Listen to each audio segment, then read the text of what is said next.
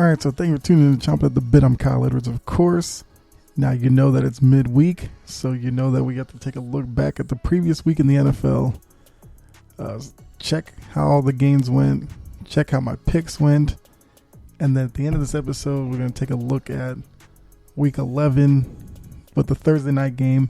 I'll give you some analysis on the matchup, and then that'll be my first pick for Week 11, with the rest of the picks coming later on in the week. Real quickly, for those of you who are new to the show, appreciate you tuning in. Hopefully you'll enjoy it. Maybe you'll learn something and, go out and tell somebody else about it. Try to grow the community.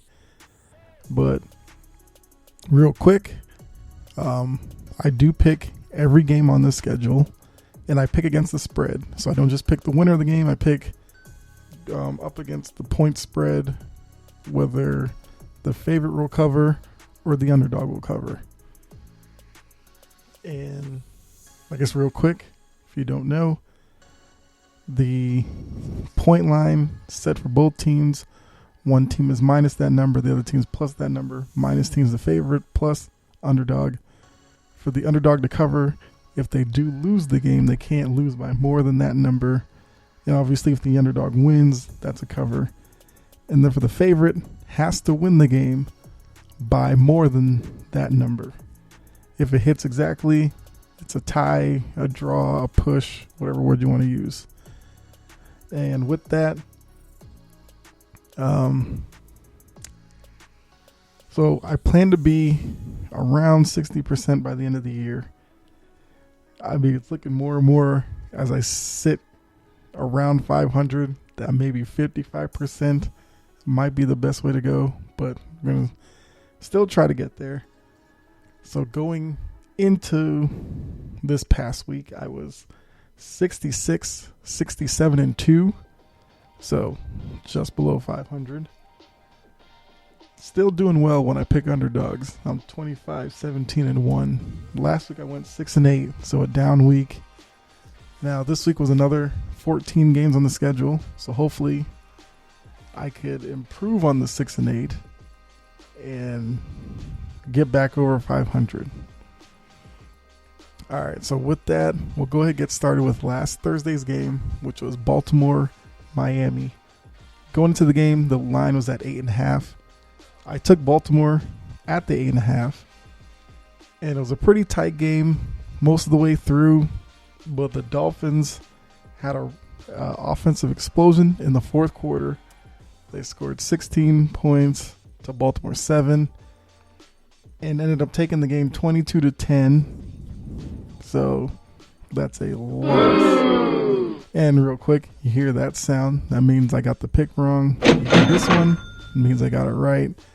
And I forgot to play the sound. There you go, pick segment. So this, once again, shows the unpredictability of these Thursday night games because, on paper, Baltimore's a much better team than Miami. But when you factor in the shortened week, playing on the Thursday, then going ahead and playing on the Sunday, then turning around playing on the Thursday, you never know what can happen. And we saw it in this one where Baltimore came out kind of sluggish, really out of sorts, and Miami was able to take advantage of it. So the Ravens fall to 6-3. Dolphins improved to 3-7. And I guess looking at stats real quick.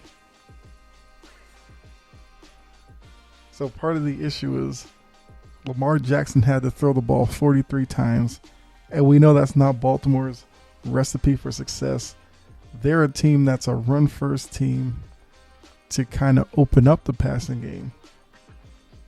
So in this game, they ran it 23 times, 94 yards. That's all right. But being down, you can't really rely on the run too much. And it's another thing. Both Baltimore, they're not a come-from-behind team. It's not, not that they're not able to do it. It's just something they're not comfortable with. They're a team that likes to play with the lead.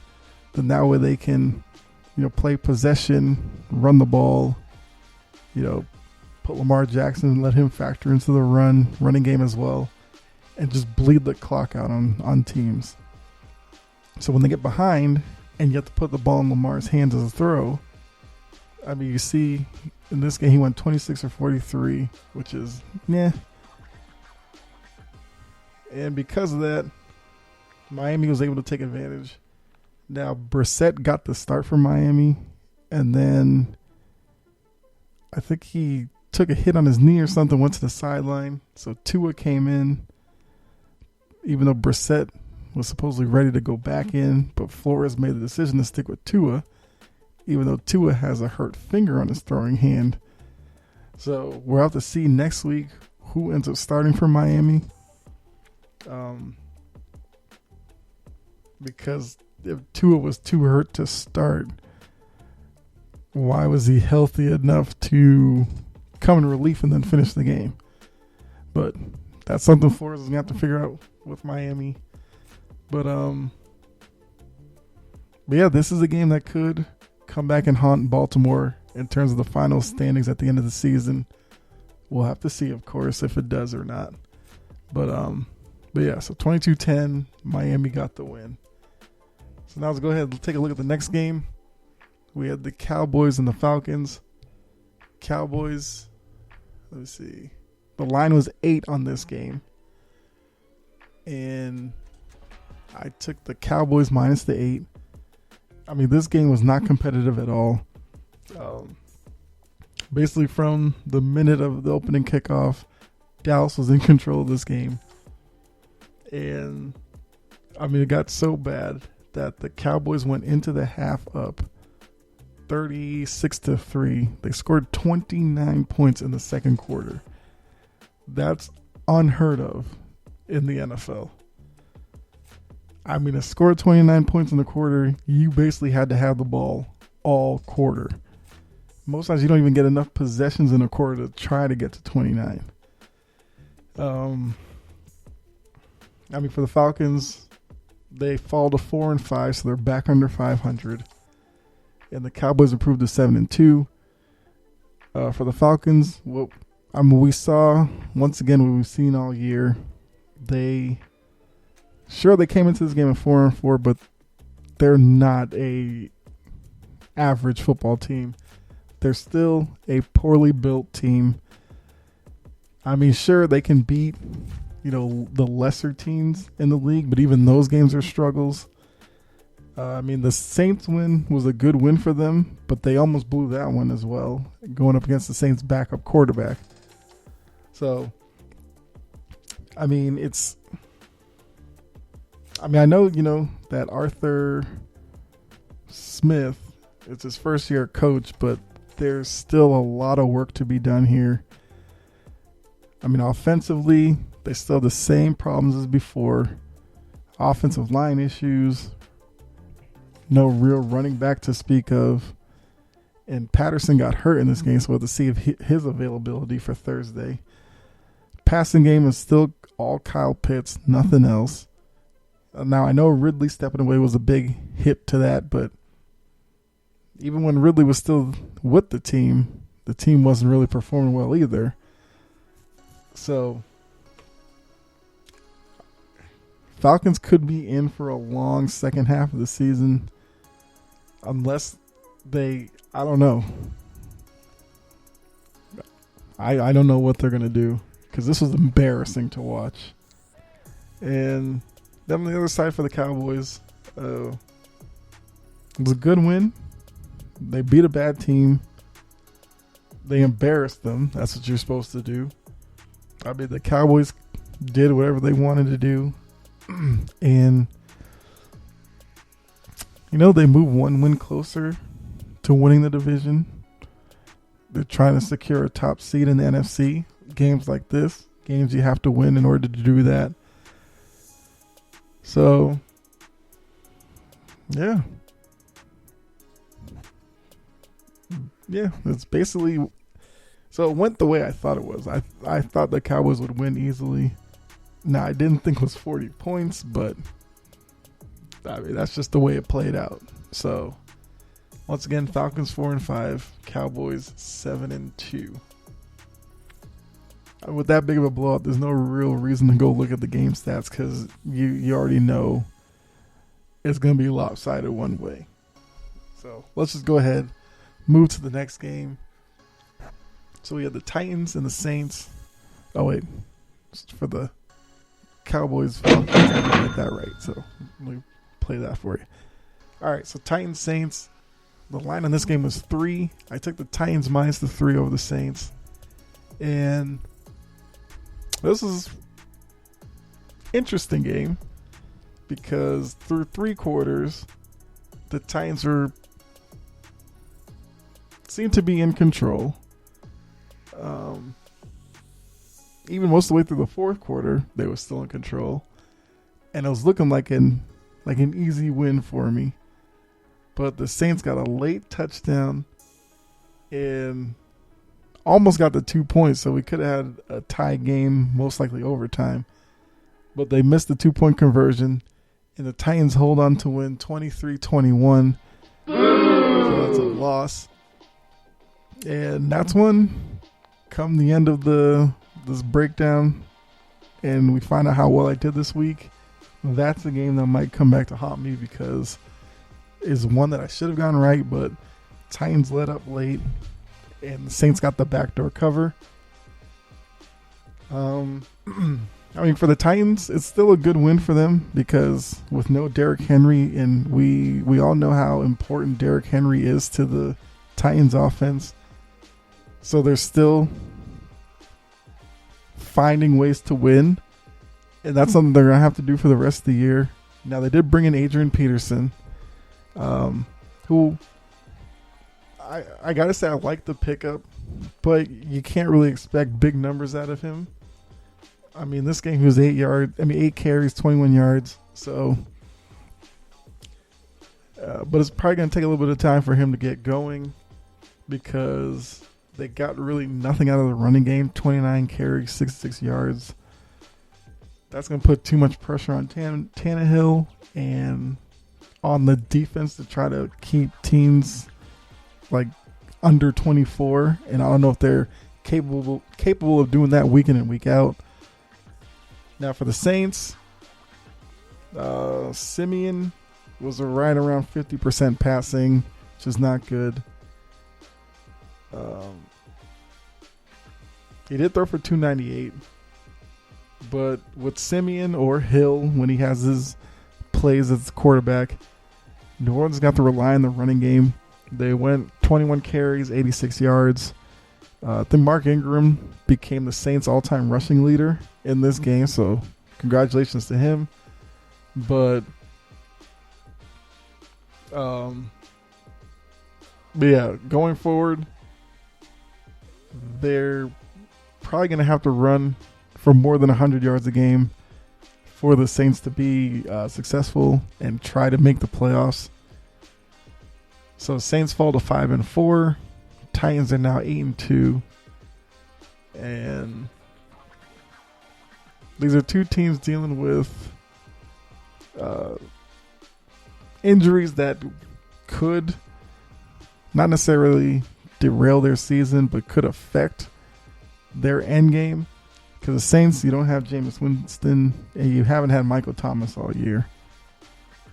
And we'll have to see as the weeks go on how the Titans do without Henry. But great win for the Titans. They're still the number 1 seed in the AFC right now. Are they the best team in the AFC? I don't know. Yeah, I don't know if I'd call them the best team, but they're the best team right now. I don't know if they'll be there end of the year, but this is a good win for them. So if they're able to hang on, win the AFC South, if they end up as the number 1 seed in the AFC, I mean, this will be a game that would have played a major part in that. So go ahead. Let's move on to the next game. We got the Colts and the Jaguars. The line on this game was 10. I took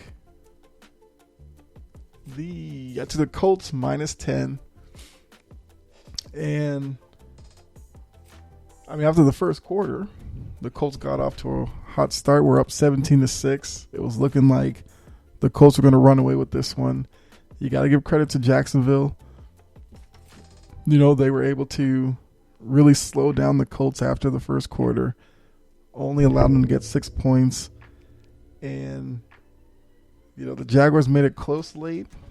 Had a chance to possibly steal a win, but they came up short. And the Colts did win 23-17, but they did not cover. So it's a loss there. Colts improved to 5-5. They're now at 500. Jaguars fall to 2-7. Once again for the Colts, Jonathan Taylor. He now with Derrick Henry out, good chance that Jonathan Taylor is going to end up as the NFL rushing king for this year. I mean, that's barring injury, of course, but you know, don't wish that on any player. He had 21 carries, 116 yards. He also he had 6 catches, 10 yards in the passing game, but on the ground, he's as dangerous as any running back this year. Of course, that's a testament to their offensive line, because with every good running back, there has to be a good offensive line in front of them. Carson Wentz, 22 for 34 for 180. I still say, and I keep saying this, you know, a lot of people were watching Carson Wentz when he went to Indy over the offseason, and we're looking at it as a chance for him to get back to where he was with the Eagles when he was the MVP player. I'm still not seeing it, because this Colts team goes as far as their running game takes them, more notably Jonathan Taylor. So I have been hearing like some analysts on TV who are saying that the Colts are a dangerous team. I just can't say that yet, because it seems like their 5 wins have been against bad teams. Their 5 losses have been against pretty much playoff teams. And I don't think you can get through a full year, you know, going that way and expect to be a dangerous team. They have some games coming up. I know they have a game with the Patriots coming up. I think they have a game with the Chiefs coming up. Some other teams where they'll get more opportunities to beat a good team. But right now, you know, they're 5-5, so they're sitting outside the playoff picture, looking in. And I still think they need to get better quarterback play out of Carson Wentz to take some pressure off of Jonathan Taylor. And then for Jacksonville, I mean, it's more of the same. They're not a good team, but they're getting good experience with Trevor Lawrence. He was 16 for 35, 162. I mean, that's not good, but no turnovers, so that's your positive to take from it. And yeah, so let me see. The Colts are clearly the second best team in the division, but they're 3 games behind Tennessee right now, and they've looked, you know, overmatched going up against Tennessee. So I don't know if they'll be able to catch the Titans, but I'm not going to call the division for the Titans yet. But yeah, I need to see Indy beat a good team before I really start thinking about them. So go to the next game. We have the Browns and the Patriots. Line on this game was 2.5. I took the Patriots minus the 2.5.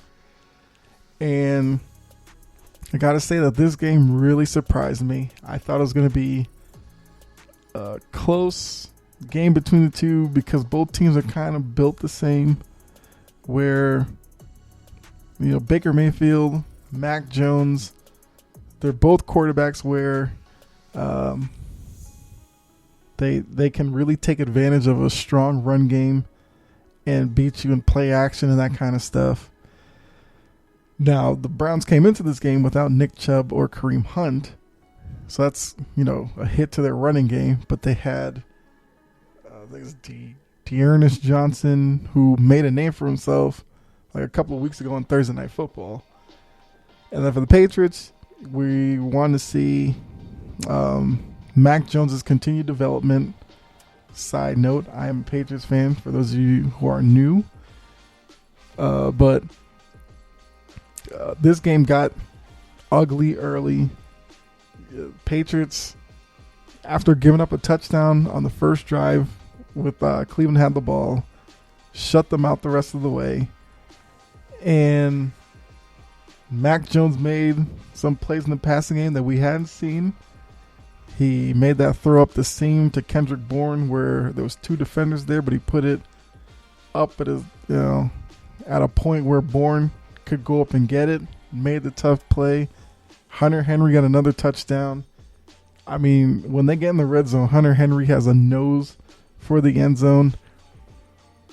We also saw Jacoby Myers get his first touchdown reception, so congratulations to him. I mean, he's been a good slot receiver past couple of years, but for some reason just never found the end zone. So it's good to see that he was able to do that in this game. The Patriots defense played great. And with all that, the Patriots won this game 45-7. Baker Mayfield did get hurt in the game. I mean, he took some hits. He already came into this game a little bit banged up. And I know coming out of this game, people are really questioning Baker Mayfield's ability to lead a team.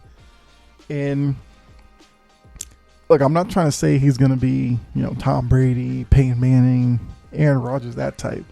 I think Baker Mayfield is good enough to be a quarterback that can get your team to the playoffs. Whether he's a Super Bowl winning quarterback, I don't know. But I think with this Cleveland team, when they're healthy, he doesn't have to be.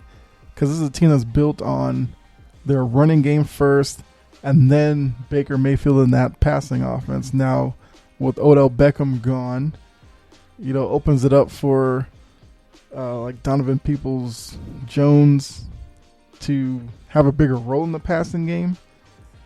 Now, I think there was a report, I want to say yesterday, where Jarvis Landry is now a little bit unhappy in the locker room, which is probably the last thing Cleveland needed right now. And I don't know what's going to happen there, because, the trade deadline's gone. I doubt they're going to just outright cut Landry. So Landry might be a name to look for in the offseason, probably getting moved somewhere. And I don't know, we'll have to see how the rest of the season goes, because having a disgruntled guy who plays a major part in your passing game could have a negative effect on the team. And with Mayfield getting hurt, Mayfield says he's going to try to play their next game. But I don't know. This Browns season could end up, falling off the tracks here. But for New England, they improved to 6-4. Browns 5-5. At 6-4, the Patriots are now still a half game behind Buffalo in the division. They are about a game or so into the playoffs right now. I think they're around the 6th seed. They're starting to peak right now, and their schedule kind of is in a way where they could, get a couple of wins here, because they have the Falcons Thursday. They have the Titans and Colts over the next 3 weeks. Those two games will be important to see where this Patriots team is. But I like what I'm seeing from Mac Jones. He continues to show that he's smart with the ball. He's a competitor. If he makes a mistake, he'll go right back in the next series, and he doesn't repeat it. The defense, they're playing great right now. Some people were wondering when Stephon Gilmore was traded to Carolina, even though he didn't play all year, but they thought he was the guy that they would have needed in the secondary. So far, they're still playing well, keeping teams like under 20 points. And this game, they held Cleveland to 7. The front seven is playing lights out right now. I mean, between Judon and like Lawrence Guy in the middle, Hightower, Jawan Bentley, who I think coming into this year, a lot of people had some questions about him, but he's making tackles all over the field. So these are two teams going in two very opposite directions. And over the next coming weeks, we'll see if the Browns can bounce back and get back into the playoffs, and the Patriots can further solidify their position in the playoffs. All right, so speaking of the Bills, let's take a look at their game against the Jets. I took the Bills. Well, the line in this game was 13. I took the Bills minus the 13. This was a game where Buffalo was dominant. Josh Allen played well in this game. The Bills defense made it very difficult for the Jets. I mean, the Jets aren't a good team anyway, but Buffalo went into New York. What was the Jets play? Was that MetLife? I think they went into MetLife and they took it to the Jets, 45-17. That's a win. So Jets still no Zach Wilson. They had Mike White. Mike White was ineffective. And we learned earlier today that for the Jets' next game, they're going to turn to Joe Flacco. Who's like, 36, 37 at this point. And he's going to be the starting quarterback. Well, I mean, we'll see how that goes. But for Buffalo, it was a good win for them because they'd been kind of struggling against lesser teams the past few weeks. And with the Patriots really putting pressure on them, it was a game that they had to win, because if they went into this one and lost to the Jets, I mean, there'd be some real panic up in Buffalo. So they still hold on to the top spot in the AFC East right now by a half game, like I said. And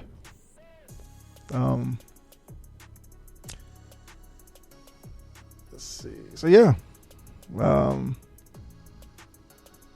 they got their bounce back win. Last week what was that?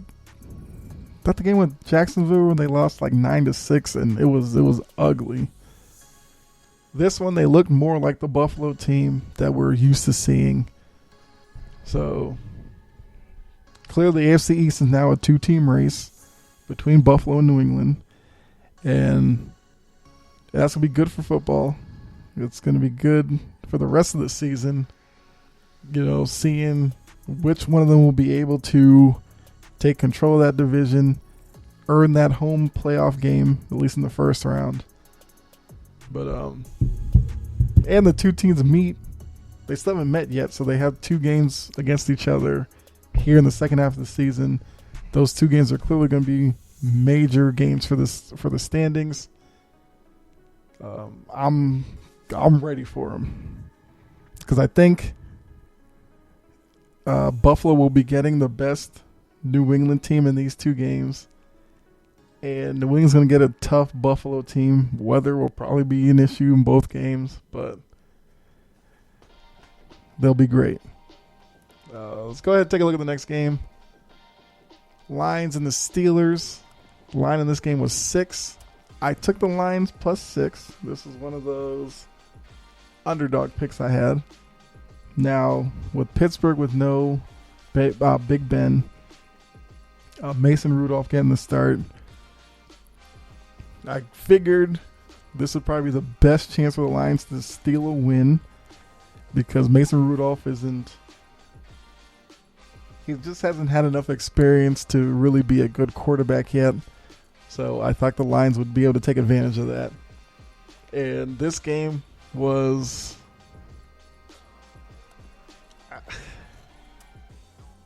ultimately, I guess it was a pretty decent game, but it wasn't the best played game.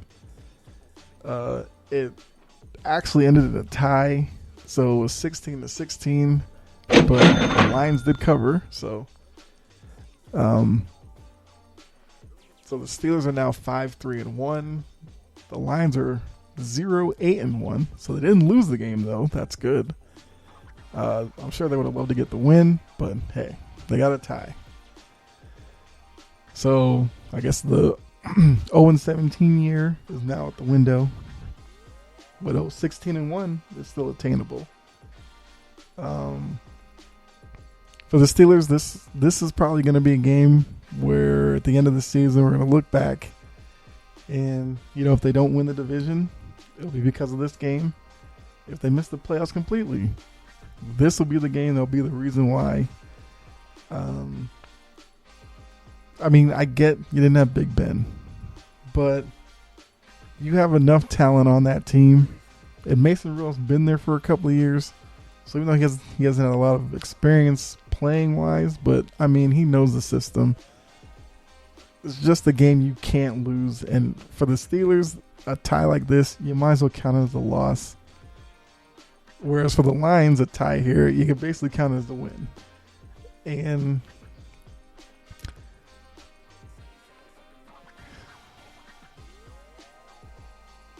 yeah, for me as a Patriots fan, seeing them tie did make me smile a little bit because it just brought the Patriots a little bit closer to them. And any day when Steelers fans can kind of lose their mind about their team, it does make me laugh a little bit. So it was a win all around for me. But it looks like, hopefully Big Ben is back next game, and we'll have to see if the Steelers can bounce back from this, or if this is the game that maybe lingers for a little bit. I don't know. It does show that the Steelers aren't exactly a dynamic team offensively, and their margin of error is very, very slim. Because, they have some talent, but they're not as talented as Steelers teams of previous seasons. And whether it's Big Ben or Mason Rudolph, they're not top-tier quarterbacks right now. So this is your Steelers for you Steelers fans out there. Lions, they continue their issues. With each and every week that passes by, it looks like it could be one and done for Jared Goff in Detroit as a starter. Now, whether he's willing to take a backup role or a part-time role or whatever, we'll have to see. But if the Lions are going to be this bad, you're better off getting a young quarterback in there and trying to build something that way. Because I don't see it getting much better with Jared Goff next year over this year. So hopefully better times are ahead, you Lions fans out there, but it's going to be rough the rest of the year. Let's move on to the next game. We got the Bucs and the Washington football team.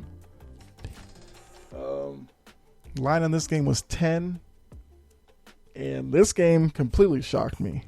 I figured, even though the Bucs are missing some pieces in Gronk and Antonio Brown, but you still have Mike Evans, Chris Godwin, Fournette, Ronald Jones in the backfield.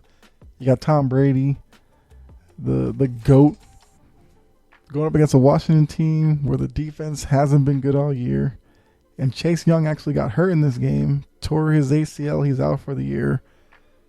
Hate to hear that, but it really seemed like everything was there for the Bucs to get an easy win here, and it didn't happen. Washington's defense came to play in this one, even without Chase Young after, I think he got hurt in the first, at least the first half he got hurt. I can't remember if it was the first quarter or not, but they got pressure on Brady. They got a couple of turnovers in the first quarter. They really gave Brady trouble. And going back to the playoff game last season, Taylor Heineke got a well, the playoff game they didn't win, but he played really well against Tampa Bay. And then in this one, they get the 29-19 win. So something about Tampa Bay apparently brings out the best in Taylor Heineke. So the Bucs fall to 6-3. Washington improves to 3-6. And it was a missed opportunity for the Bucs because with the Saints losing earlier in the day, the Bucs could have extended their lead in the division. And remember, the Saints beat the Bucs a couple of weeks ago. So if they do end up tying at the end of the year, the Saints own the tiebreaker. Well, at least until they play again, of course. But yeah, it wasn't a good day for the Bucs all around. Not going to panic or anything. But if this turns into a couple of weeks of bad play, then you might have a reason to start panicking. But the Bucs will be fine. For Washington, great win for them. Maybe it kickstarts something in this defense. And even without Chase Young, maybe they're able to, rally behind that fact and start playing like the defense that a lot of people thought they were going to be coming into this year. And who knows, maybe they can go on a little run. I know they have Carolina coming up next week. That's a winnable game, but only if the defense plays the way they did in this game. Heineke, you'll get your ups and downs with him. He's not, he's not a terrible quarterback. So, I think if the defense comes to play each week, I think Washington will be okay. But we'll have to see, because it could be one thing that they just were up for this game because it was the defending champion, and then they go back to how they were all year, next week against Carolina. Once again, speaking of Carolina, we'll take a look at their game now. The Panthers Cardinals, the line on this was 8.5. Once again, I took the underdog in this one, so I took the Panthers plus 8.5. Interesting week for Carolina. We learned Darnold was on IR. We're expecting PJ Walker to be the starter, but then midweek they brought in old friend Cam Newton. So a lot of excitement for Panthers and Panthers fans going into this game. Cardinals once again didn't have Kyler Murray or DeAndre Hopkins, so it was Colt McCoy once again getting the start. And the Panthers, they took it to the Cardinals. They beat them up, won the game 34-10. Panthers improved to 5-5. They're back at 500. Cardinals fall to 8-2. So Cardinals are still having a great year, but they need to get Kyler Murray back. As evidenced by this game. Colt McCoy played well last week, got a win for them, but there's a reason why he's a backup, and you saw it in this game. We did get to see Cam Newton in this game, which I don't know if that was the plan all along, but he scored 2 touchdowns, which you're probably thinking he must have had a great day.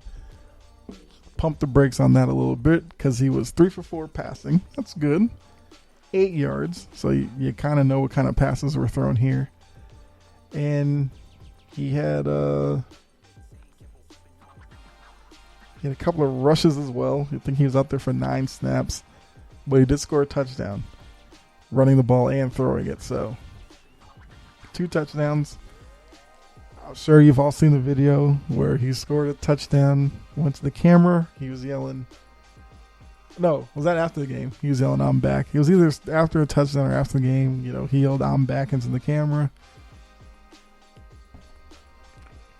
I don't know if we can say that yet because the last vision we all have of Cam Newton was him struggling to throw the ball with the Patriots. So we'll have to see if that's gotten any better.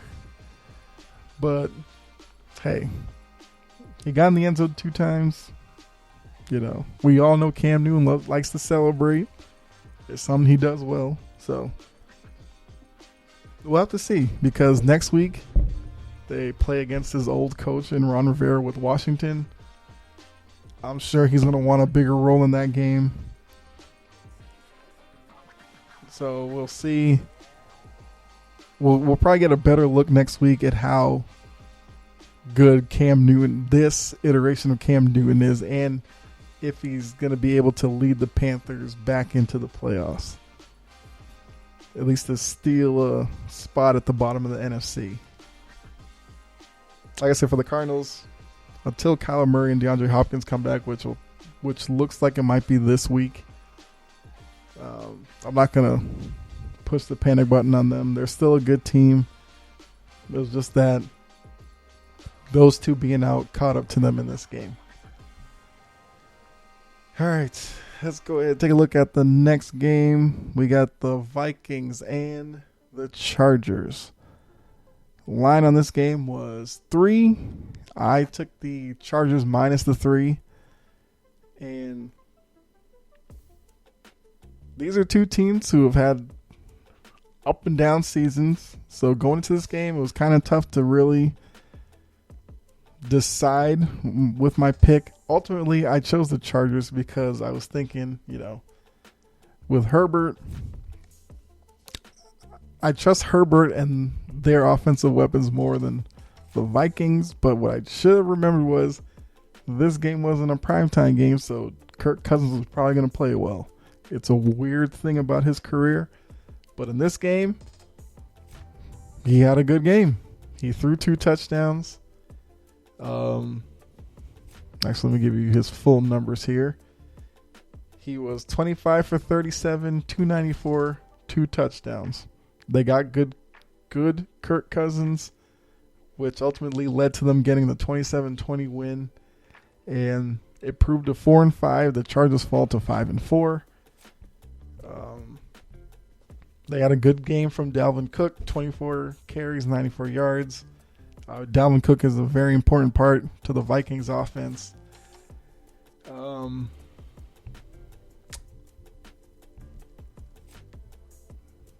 the Chargers, this is another game that I think come the end of the year they're going to be kicking themselves about. Because we all know, it was a couple weeks ago they lost to the Patriots. In a game that the Chargers were really confident going into. I'm sure they were confident going into this game. They lose this one too. So I think the questions are going to start coming about Herbert because he was 20 for 34, 195. Those aren't great numbers. Running game, 19 carries, 82 yards. That's decent, but I think you would like to see the amount of carries go up in the running game to take the burden off of Herbert, because it seems like the Chargers, when they play, it's like Herbert first, and then, oh yeah, we have Austin Eckler. We'll give him a couple of carries here just to whatever. I think Eckler's a guy you can give 15, 20 carries to, and then a couple of plays like in the screen game. I think that's a better formula for the Chargers team. They still have plenty of games left to, get their season back on track, but the Chargers were a team that a lot of people were penciling in as a playoff team. Right now, it seems like it's starting to slip away from them, and you have a first-year head coach, so this is uncharted territory for him to try to get the team back on track. You still have a young quarterback in Herbert, so he's going to try to have to, get his play up to par to help the Chargers get back on a winning streak. For the Vikings, again, you get this Kirk Cousins and this Dalvin Cook. The Vikings can be a pretty good team. It's just the unpredictability with Kirk Cousins that makes it hard to fully believe in them. So we'll have to see over the next coming weeks, if Minnesota is able to string together some wins Main thing for them will be try to get to 500 next week and then look to get over 500. Once they get over 500, then probably just pay a little bit more attention to them. But right now, they got good Kirk Cousins. They got the win. And with that, let's go ahead and move to the next game.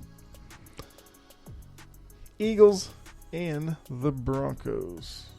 So this one, the line was 1. So I let you know. The sports books and all that, we're looking at this as a very close game.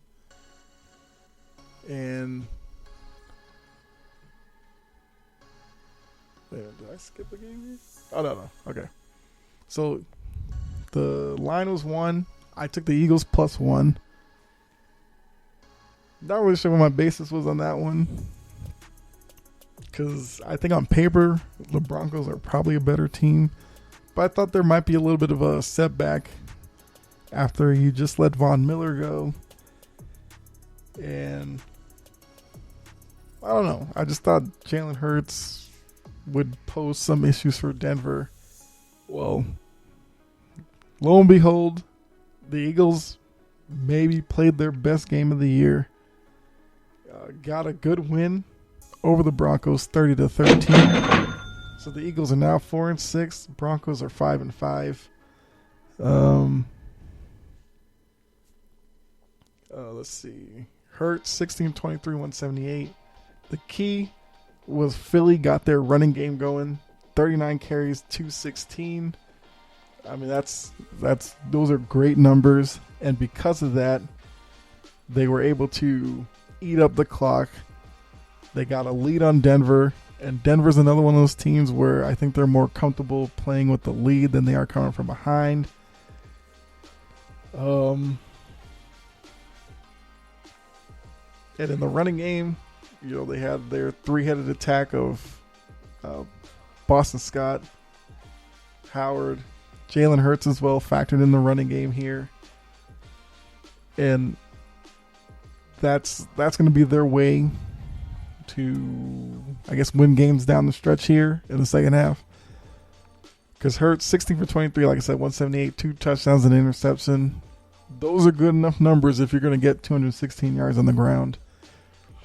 Now, obviously, they can't rely on 216 on the ground every week, but yeah, it was definitely a good win for them as they try to get back to 500. They're now 2 games under 500, and like I said, we'll have to see, because I still think the Eagles, I think there's a good team somewhere in the midst of all this that's gone on so far in the season, because I like Jalen Hurts at quarterback. I like the versatility of their running game. They have Devontae Smith in the passing game. They have Dallas Goedert at tight end. They have Jalen Reagor, who still kind of hasn't figured it out yet, but if they can get those 3 going, the Eagles will be able to win some games in the second half. For Denver, it's a tough loss for them because they fall back to 500. This would have been a good chance for them to go to 6-4 and get back into the thick of the playoff race, but now they still sit outside, and they're sitting in that group of teams that are 5-5, or I think there's a couple 5-4 who had a bye week earlier. So this is a game that might come back and bite them, because Denver has enough talent to be a playoff team as well. Bridgewater's a reliable quarterback. He's not flashy, but he's reliable. Running game between Williams and Gordon, you get enough production there, and they have talent in the passing game. Noah Fant, Jerry Jeudy, Cortland Sutton, Tim Patrick. So this is a team that has all the talent in the world there. Now the move to trade Von Miller, I don't know what kind of message that really sent to this locker room, but I mean, Von Miller was getting up there, so it's going to give opportunities to younger players, And maybe we thought too much of Denver this year, because I figured that they were going to be kind of a sleeper pick for the playoffs. Maybe they're a year away. And the same could probably be said for the Eagles too. But yeah, so let's go ahead. Got 3 games left. Let's go ahead and get these knocked out real quick. Was it Packers and Seahawks? Line on this game was 3. I took the Packers minus the 3, mainly because it was Russell Wilson's first game back.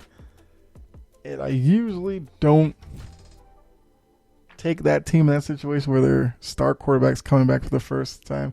Now, same thing with Green Bay. Aaron Rodgers, it was his first game back after his, we know his little incident with being on the COVID list and that whole story, which, yeah, it is what it is. And, he came back. They did get the win 17-0. Like I said, Green Bay is a better team at this point. And the Seahawks, the only real chance they have at improving upon their 3-6 record and possibly making a playoff spot is Russell Wilson. So now that he got this game out of his system, he got out of the game healthy. We'll have to see with a full week of practice and all that, how they look next week. Green Bay improves to 8-2. So they did lose that game with Jordan Love at quarterback, but ultimately it doesn't really hurt their standing in the NFC. They're still up there right now. Actually, hold on a second. Looks like my computer's about to die.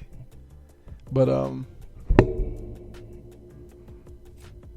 yeah. Hold on. All right, so let's see, where was I? Okay, so coming to this game, the Packers were in a better situation, and they were able to take advantage because, like I said, Seattle struggled with Wilson coming back after a few weeks being out. And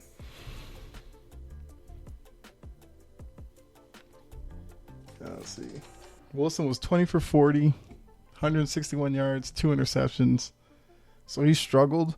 Like I said, it was understandable his first game back.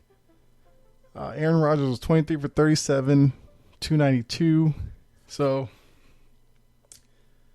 he didn't have a touchdown. He did have an interception.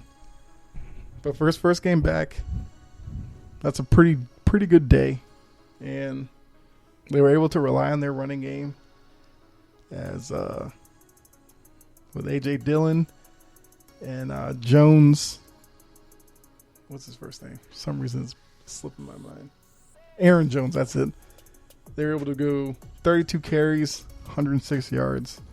I mean, that's only a little over 3 yards a carry, which isn't good. But I think it's just the number of carries shows the dedication to the run in this game. And I was able to help Green Bay get the win. Through the first 3 quarters, it was 3-0 Green Bay. But they were able to really, impose their will on the Seahawks defense in the fourth quarter, get 14 points in the fourth. So, like I said, Seahawks fall to 3-6. Packers improved to 8-2. And let's go ahead with the next game. So now we're on to the Sunday night game, which was the Chiefs and the Raiders. Line in this game was 2.5. I took the Raiders plus 2.5. And, of course, I make that pick. And Kansas City comes out and looks like old Kansas City. And they absolutely blow out the Raiders 41-14. Mahomes had 5 touchdown passes. And yeah, we'll have to see. Can the Chiefs put together string together a few games with this kind of offensive output, obviously you don't need 41 points, but for most of the year they didn't look like themselves. We'll have to see. Maybe they were playing possum through the first half of the year and are now going to turn it on. They improved to 6-4. Raiders are now 5-4. For the Raiders, another missed opportunity to, kind of stake their claim as a better team this year. Now, I think I talked about this a few weeks ago because we were starting to hear Steve Young and some guys on ESPN who were talking about how the Raiders need to pay Derek Carr. And I think it's because of performances like this, at least from the Raiders. Now, obviously, it's not all on him, but the inability of his led Raiders teams of showing up in big games like this. I think that's kind of the part of the reason why the Raiders are holding off on giving him a new contract. Carr was 25 for 35, 261, 2 touchdowns, interception. Those are good numbers. I do think a bigger issue is their running game, because between Josh Jacobs and Kenyon Drake, it was 11 carries, 32 yards. And that's not going to get it done, because as much as Steve Young and them want Derek Carr to get paid his money, he's not the type of quarterback that you can solely rely on and have all your production come from him and win a lot of games. It's just not going to happen. So until they figure out whatever it is with Jacobs, who had a good year last year, but this year has been a struggle for him. He has dealt with some injuries, but they just can't get him going.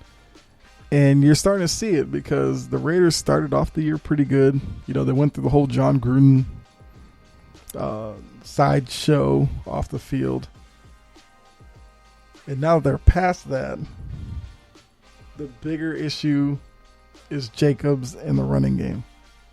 And if they can't get it fixed, then this year could turn ugly pretty quick for the Raiders. Even in the passing game, we all know Darren Waller is the guy. Well, so do other teams, because he had 4 catches, 24 yards. That's nothing. So you combine that with non-existent run game, you'll get blown out by teams like the Chiefs or like a Bills team, or the better teams in the AFC. And like I said, for Kansas City, Mahomes, 5 touchdowns passing, over 400 yards passing. They got 94 yards in the ground game. Kelsey over 100 yards. Tyreek Hill near 100 yards. So they hit all of their boxes in this game. And like I said, where people were talking about the Colts being a dangerous team, I mean, if the Chiefs turn in to this offense in the second half of the year, then they're going to be a dangerous team in terms of the playoff picture. I mean, it looks like even with all the struggles they had earlier in the season, that they are the best team in the AFC West. So you win the West, you're guaranteed a top 4 seed there. They're 2 games behind the Titans for the top seed. But they got Buffalo there. Buffalo half game in front of them. And Baltimore is a half game in front of them in terms of the division leaders. So, I don't know. By the end of the year, the Chiefs could very well be a top 2 seed in the AFC, which means most of the playoffs would have to go through Arrowhead. And we know in December and January, Kansas City is not exactly the best place to go play because weather is always an issue. But if next week Kansas City comes out, lays an egg, this would all be for naught. So we'll have to see. But yeah, so now let's go ahead, take a look at this very last game from last week, the Monday night game between the Rams and the Niners. The line on this game was 3.5. I took the Rams minus the 3.5. And for a team in the Niners who hadn't won a game at home all year, had a lot of struggles throughout the year, whether it was injuries or lackluster quarterback play, all of that. I mean, they came out in this one against a very good Rams team that added Odell Beckham. Now, mind you, they got Odell Beckham like a couple of days ago, so he couldn't have known much of the playbook and was forced to start because Robert Woods blew out his knee. I'm sure they will look better once Odell has more practice time, all that with Stafford.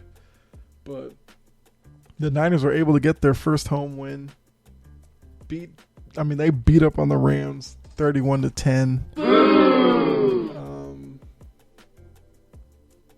Like I said, with the Rams, not going to freak out yet. I did see some troubling things in this game. So real quick, the Rams fall to 7-3. Niners are 4-5. But over the past couple of weeks, I'm starting to see Stafford making some questionable decisions in the passing game. He had 2 picks in this game with 1 touchdown. Saw a little desperation out of McVay in play calling in this game. They call like a random fake punt. What was the fake? Yeah, fake punt that they called when it was like 4th and 10 or something. And they got like 2 yards in the play. Didn't really understand it. Like, I knew the game was kind of slipping away from them, but at that time, if they punted away, got a defensive stop, they could have gotten right back into the game. But once they did that and it failed, you just knew the game was over at that point.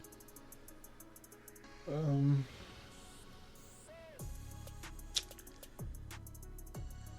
think they're another one of those teams that could benefit from a better rush attack. A lot was made of getting Sony Michel from the Patriots before the season started, or earlier in the season, whatever. He hasn't really done much since he's gone out there. And it just puts way, way, way more pressure on Stafford in the passing game. And we know Stafford hasn't been in this position before. He's been in Detroit all this time, was never really a contender, so he could have games like this, and it wouldn't really mean anything because Detroit wasn't going anywhere anyway. Now, he's in a situation with the Rams where the Rams are thinking by getting him that they can be a Super Bowl team again.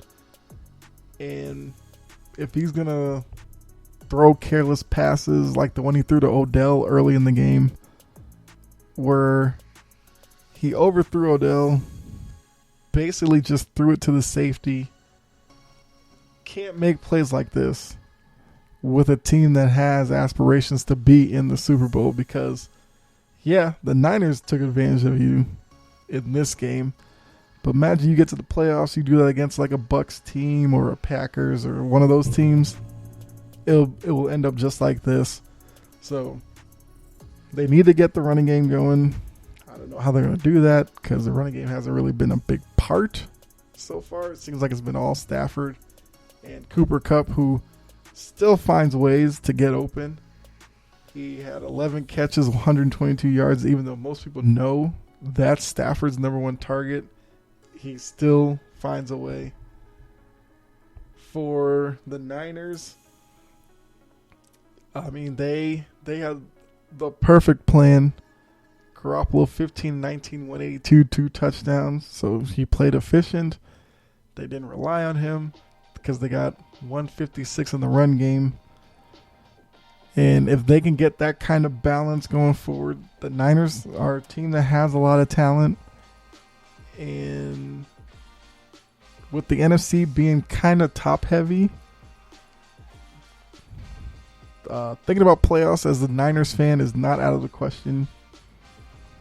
Now they'll have to get more performances like this, especially at home. because, coming into this game at 0-4 at home, I mean, you're supposed to do well at home if you're going to be a playoff team.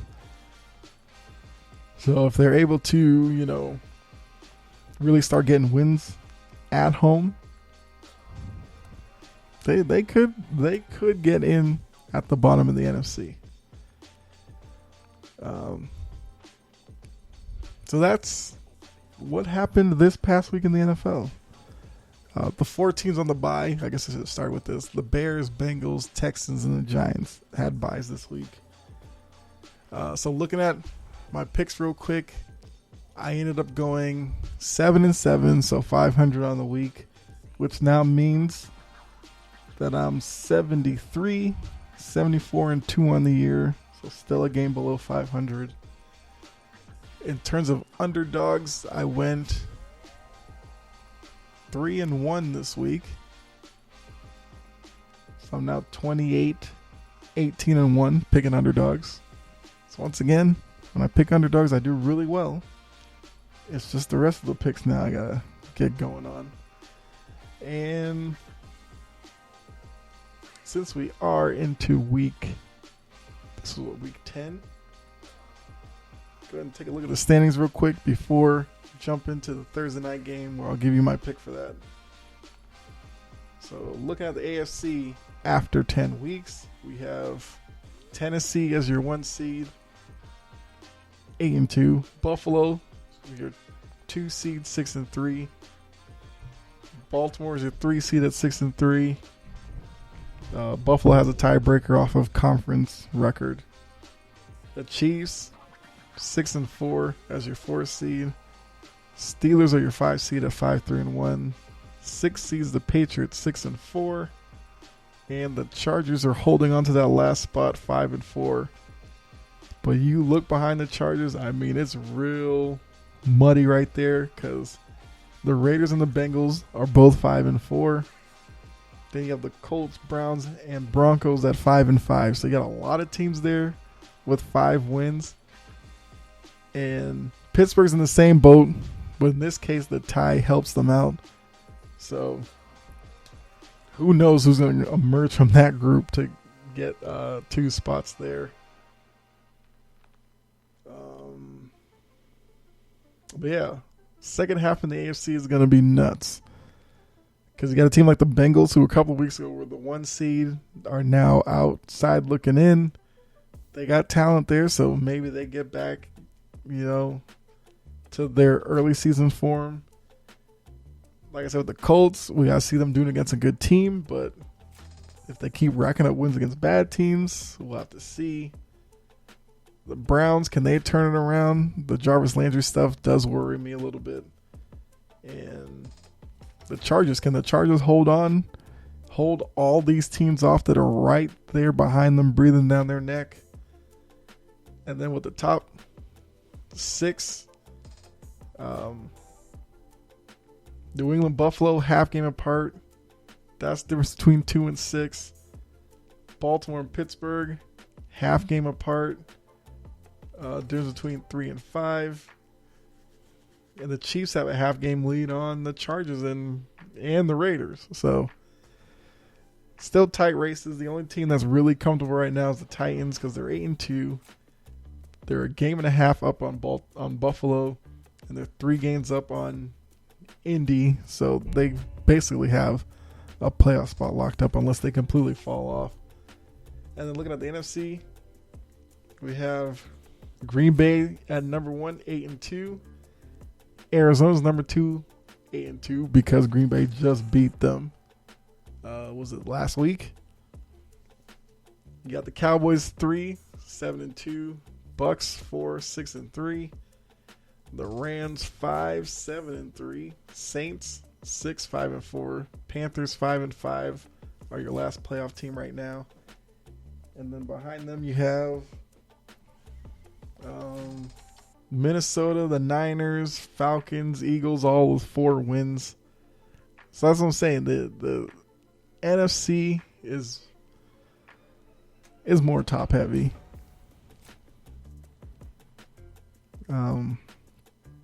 Because the back half of the NFC are kind of mediocre teams. I don't even know outside looking in. I guess the Vikings and the Niners are probably the most dangerous team. But, I mean, they're not teams you're going to really, bet your house on that they, get in.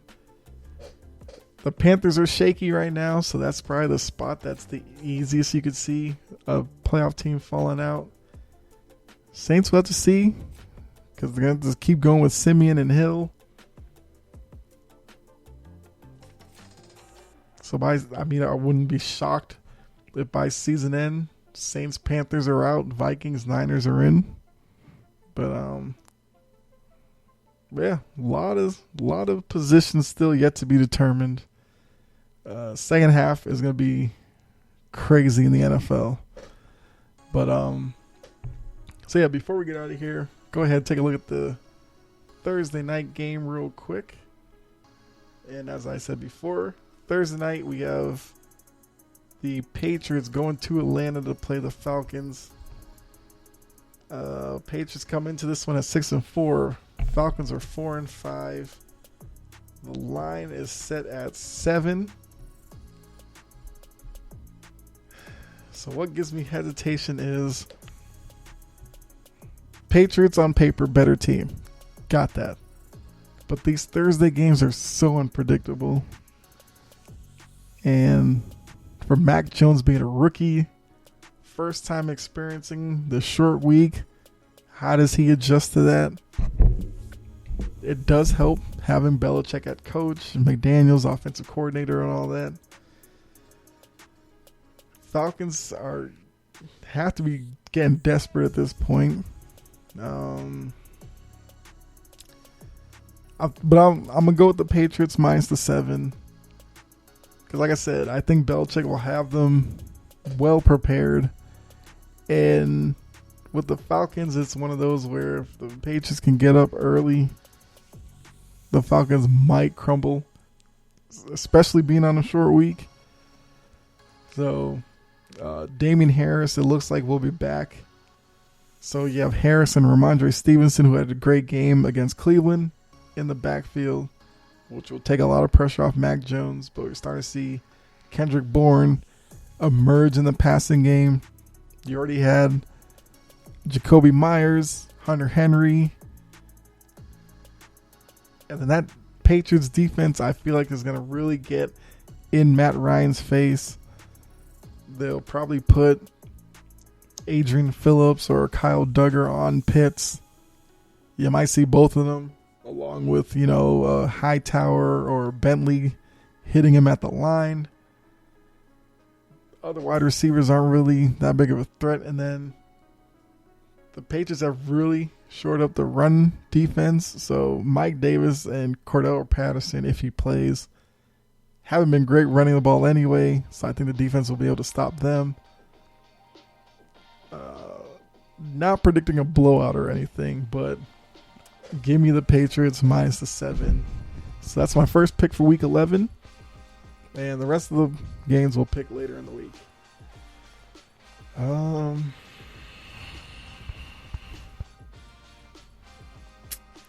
Yeah, I think that pretty much covers it all.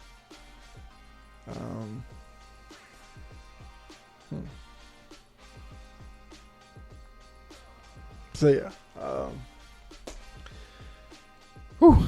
But thanks for tuning in.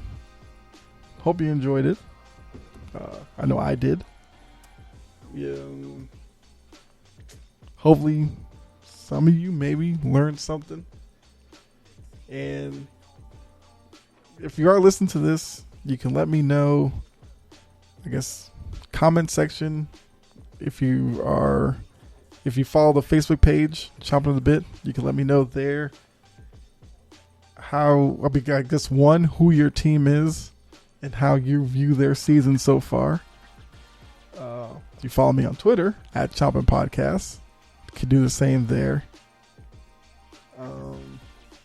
You can even leave it under the comment whatever platform you're listening to the podcast on, you could do it there as well. Just kind of let me know so I can kind of get a better understanding of, the listener, and your fandom. But yeah, so thanks again. Looking ahead, talk about college football playoff. A lot of interesting developments happening there, and still want to do those 2 episodes I talked about. I think the last episode where I talked about the NFL narratives or storylines that I feel need to stop, as well as NBA, fit those in, and some other topics that are coming up that I'm real excited for, and hopefully you stick around for that. But go ahead and end it the same way. Thanks for tuning in. Be safe out there. God bless, and I'll catch you next episode. All right, I'm out.